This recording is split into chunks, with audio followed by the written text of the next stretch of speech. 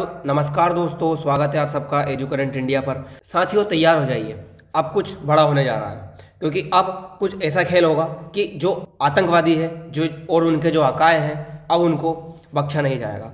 क्योंकि अब जैसे ही दिल्ली ब्लास्ट हुआ था, उसके बाद हमारे प्रधानमंत्री मोदी जी का एक बयान सामने आता है कि जिन्होंने इस घटना को अंजाम दिया है उनको छोड़ा नहीं जाएगा, बख्शा नहीं जाएगा। उसके बाद प्रधानमंत्री मोदी भूटान से वापस आते हैं। भूटान से आने के बाद वो पहले जो दिल्ली ब्लास्ट में घायल लोग हैं उनसे जाकर अस्पताल में मिलते हैं, उनके परिजनों से मिलते हैं, परिवार से मिलते हैं। उसके बाद वो मीटिंग पे मीटिंग करने लगते हैं। उसमें से एक मीटिंग ये है, जो मीटिंग है सीसीएस की मीटिंग। दोस्तों, आपको याद होगा जैसे ही ऑपरेशन सिंदूर हुआ था उसके पहले भी ये सीसीएस की मीटिंग की गई थी।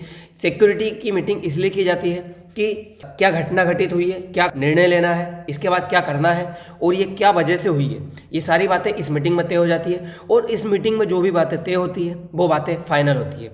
मतलब अगर इस मीटिंग में कैबिनेट ने कुछ डिसीजन ले लिया है, उन्होंने ये मान लिया है कि पाकिस्तान इसका जिम्मेदार है, तो फिर पाकिस्तान के साथ कुछ ना कुछ गलत होना तय है। क्योंकि जब पिछली बार सीज फायर हुआ था तब भारत ने इसी शर्त पर सीज फायर किया था कि अगर आगे चलकर पाकिस्तान फिर से कोई भी आतंकवादी घटना भारत में करता है या भारत को नुकसान पहुंचाने की कोशिश करता है तो इसे एक्ट ऑफ वार माना जाएगा। तो क्या भारत इसे एक्ट ऑफ वार मान लेगा? क्योंकि आप देखिए कि अभी तक भारत सरकार ने इसमें पाकिस्तान का नाम इन्वॉल्व नहीं किया है। कहीं भी ये नहीं कहा है कि ये सब कुछ पाकिस्तान ने किया है। हाँ, हमारी ये इन्वेस्टिगेशन जारी है, हमारी सारी जो एजेंसियां हैं वो लगी हुई है कि ये कैसे हुआ है, और लिंक पे लिंक जुड़ते चले जा रहे हैं। फरीदाबाद, जम्मू कश्मीर, लखनऊ, ये सारी जो लिंक है वो कनेक्ट होती जा रही है कि कहीं ना कहीं ये आतंकवादी घटना है। और इसे दिल्ली में कैबिनेट मीटिंग हुई है, उस कैबिनेट मीटिंग ने क्या किया है कि इसे आतंकवादी घटना करार दे दिया गया है। मतलब अब ये आतंकवादी तो करार दे दी गई है, पर ये पाकिस्तान ने की है या बांग्लादेश ने की है या फिर कोई और देश ने की है, इसे अभी करार नहीं दिया, उस देश का सीधा नाम नहीं लिया गया है। क्योंकि आप जानते हो अगर उस देश का सीधा नाम ले दिया जाएगा या पाकिस्तान का ही मान लीजिए सीधा नाम ले दिया जाता है तो पाकिस्तान के साथ सीधे वॉर हो जाएगी। क्योंकि देश की जनता फिर प्रधानमंत्री मोदी से कहेगी कि इस बार पाकिस्तान को ना छोड़े, इस बार पाकिस्तान पर आप हमला करें और पूरा देश आपके साथ खड़ा हुआ है। क्योंकि जैसे ही ऑपरेशन सिंदूर हुआ था उस वक्त पे जैसे ही सीज फायर हुआ था, हमारे देश के लोगों ने सरकार के खिलाफ जाकर ये कहा था कि आपको सीज फायर नहीं करना था, हम आपके साथ खड़े हुए थे, हम चाहे जो भी सिचुएशन होती लड़ने को तैयार थे। तो अगर इस बार नाम पाकिस्तान का आ जाता है तो पूरा देश एक साथ खड़ा हो जाएगा और पाकिस्तान के खिलाफ ये तैयार हो जाएगा कि आप पाकिस्तान को पूरी तरह से ख़त्म कर दीजिए।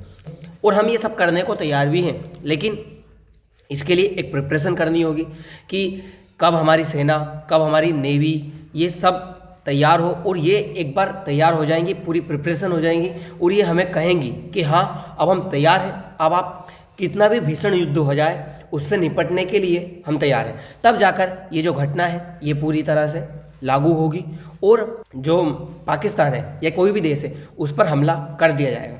इन सब के बावजूद जो अमेरिका है उसका दोहरा चरित्र इस सबके सामने आ चुका है।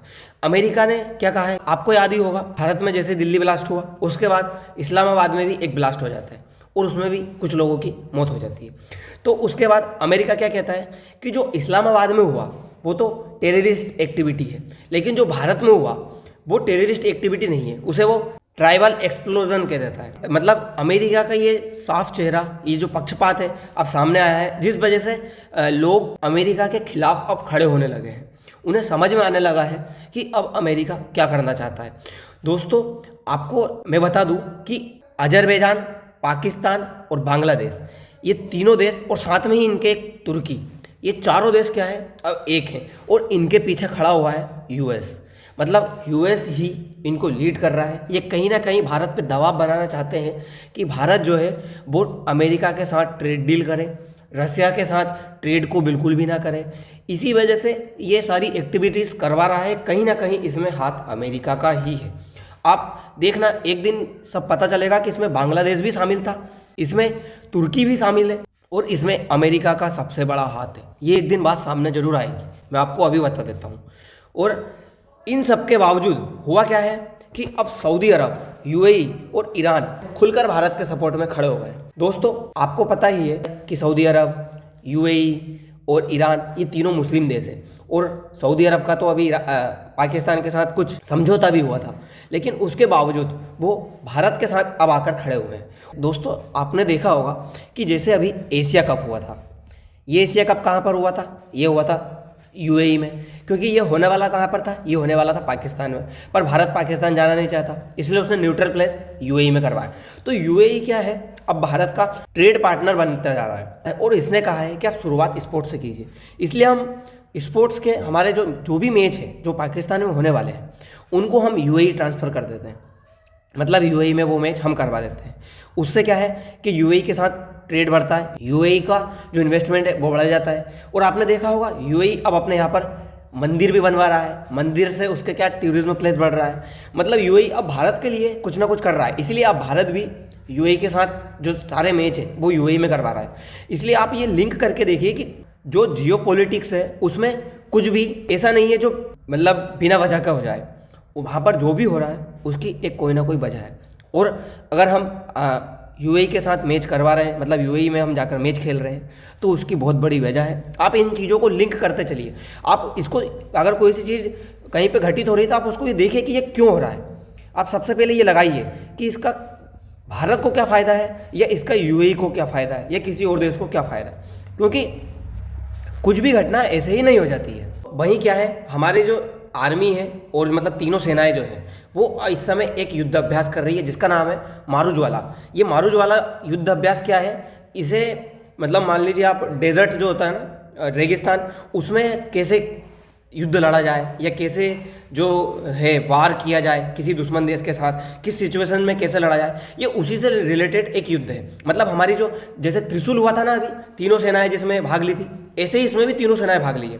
उसी के तर्ज पर ये जो है ये किया जा रहा है। और ये कहाँ पर किया जा रहा है? ये पाकिस्तान बॉर्डर पर किया जा रहा है, जो बाघा बॉर्डर है जो राजस्थान वाले इलाके में आती है, वहीं पर ये सब कुछ किया जा रहा है। और हमारी सेनाएं इसके लिए पूरे तैयार है। हमें बिल्कुल इसकी चिंता नहीं है कि पाकिस्तान से युद्ध हो जाए या कुछ हो जाए तो हमें कुछ करना डरना होगा। नहीं नहीं नहीं, हमारी पूरी सेना जो है वो पूरी तरह से तैयार है, पूरी प्रिपेयर है। और हम पिछले, आपने देखा होगा पिछले 8-10 दिनों से नोटम्स जारी कर रहे हैं, बहुत सारे युद्ध अभ्यास कर रही है हमारी सेनाएं, पूर्वोत्तर वाले भारत में भी कर रही है, पश्चिम में कर रही है, वहीं हम गुजरात वाले इलाके में कर रहे हैं। मतलब हम युद्ध अभ्यास करते रह रहे हैं, क्योंकि हमें पता है कि पाकिस्तान के साथ कभी भी सिचुएशन ख़राब हो सकती है।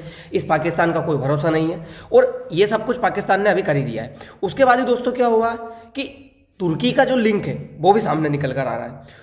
आपको पता ही है, जैसे जो डॉक्टर जो अभी पकड़ाए हैं उनका क्या है कि बताया जा रहा है ये पहले तुर्की जाते थे, बहुत बार तुर्की गए हैं, और तुर्की में जाकर इन्होंने वो सारी चीज़ें सीखी है कि बॉम्ब कैसे बनाया जाए, कैसे ब्लास्ट किया जाए, ये सब कुछ तुर्कियों से ही सीख कर ही आ रहे हैं। तो तुर्की से ये सब सीख के आ रहे हैं और आकर ये भारत में कर रहे हैं।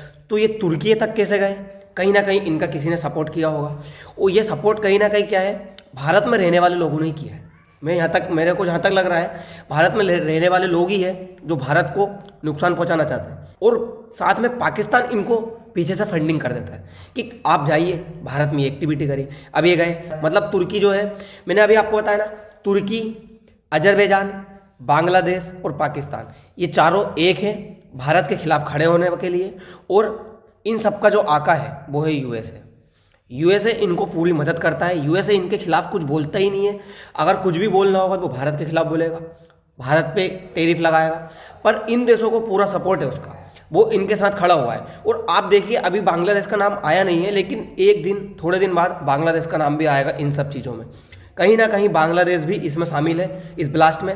और बताया जा रहा है कि ये और भी ब्लास्ट करने वाले थे, जो ये आतंकवादी है ये और भी ब्लास्ट करने वाले थे, लेकिन इसको हमारी जो एजेंसीज है, खुफिया एजेंसी है, उन्होंने रोक लिया, ये होने से बच गई। लेकिन दोस्तों अगर ये ऐसे ही चलता रहा तो एक दिन मेरे को लगता है, अब जो आसिम मुनीर है इनका, पाकिस्तान का जो आसिम मुनीर है, उसने ये जो गलती की है ये इसकी हो सकता है आखिरी गलती हो। क्योंकि अब हम जो भी युद्ध करेंगे, अगर पाकिस्तान का नाम हम ले देते हैं इसमें कि हाँ ये जो टेरर एक्टिविटी है ये पाकिस्तान ने करवाई है, तो आपको पता ही है अब हम पाकिस्तान के साथ सीधे वॉर के अंतर्गत आएंगे। मतलब हम अब आतंकवादी पर हमला करेंगे या कुछ करेंगे नहीं, अब सीधे हम पाकिस्तान से ही युद्ध करेंगे। और रही बात इधर बांग्लादेश की, अगर बांग्लादेश इसमें शामिल होता है तो इस बार बांग्लादेश के साथ जो भी होगा वो परमानेंट इलाज होगा। मतलब अब बांग्लादेश इसमें कुछ नहीं कर पाएगा। आप देखिए यूनेस्को पता नहीं क्या है वो पड़ी है जो चाइना और पाकिस्तान को अपने यहाँ बुलाया जा रहा है। वहीं अमेरिका इस बात में कुछ कह ही नहीं रहा है कि आप भारत में के खिलाफ ऐसी एक्टिविटीज़ कर रहे हो, इसकी कोई ज़रूरत नहीं है, लेकिन उसे ऐसा कुछ कहना नहीं है, वो कुछ कह ही नहीं रहा। भारत के खिलाफ जो भी हो रहा है उसमें अमेरिका संतुष्ट है। और अभी अमेरिका ने ये क्या कह दिया, अमेरिका ने ये कहा है कि जो H1B वीज़ा है उसको हम कम कर देंगे, क्योंकि अमेरिका में क्या है कि टैलेंटेड लोग नहीं है उतने जितने चाहिए, हमें भारत से बुलाना होगा। जब अब आप देखिए ये ऐसा क्यों कर रहा है, क्योंकि उसको पता है कि भारत के जो लोग हैं वो अगर अमेरिका में नहीं आएंगे तो अमेरिका की जो GDP है, जो प्रोग्रेस है, वो काफ़ी कम हो जाएगी। उसको पता है इंडियंस जो है वो मजदूरों की तरह मेहनत करते रहते हैं, उनको चाहे पैसे कैसे भी दो, जो वो काम आएंगे ही सही अमेरिका के। मतलब अमेरिका खुद का फ़ायदा पहले देख लिया कि हाँ हमको फ़ायदा हो रहा है कि नहीं हो रहा है। पहले उसने H1B वीज़ा लगा के देख लिया, उसको महंगा करके कि ये वीज़ा कम देंगे हम तो भारत वाले कम आएंगे, उससे अमेरिका को जॉब बढ़ेगी। लेकिन उसको पता चल गया कि नहीं, इससे फ़ायदा नहीं होने वाला है, इससे उल्टा अमेरिका को ही नुकसान है। तो उसने अब वीज़ा कम कर दिया है जो उसका प्राइस है, और कह रहा है कि नहीं अब अमेरिका में भारत वालों को आने दिया जाए, क्योंकि अमेरिका में उतना टैलेंट है नहीं, वो तो पहले से ही नहीं है। तुम्हारा जो भी बड़ा बड़ा सब कुछ चल रहा है ना, जैसे गूगल हुआ, माइक्रोसॉफ्ट हुआ, यूट्यूब हुआ, ये सब चीज़ों में इंडियंस है ना, वो ही टॉप पर बैठे हुए हैं। तो दोस्तों फिलहाल के लिए इतना ही, मिलते हैं अगली वीडियो में, धन्यवाद।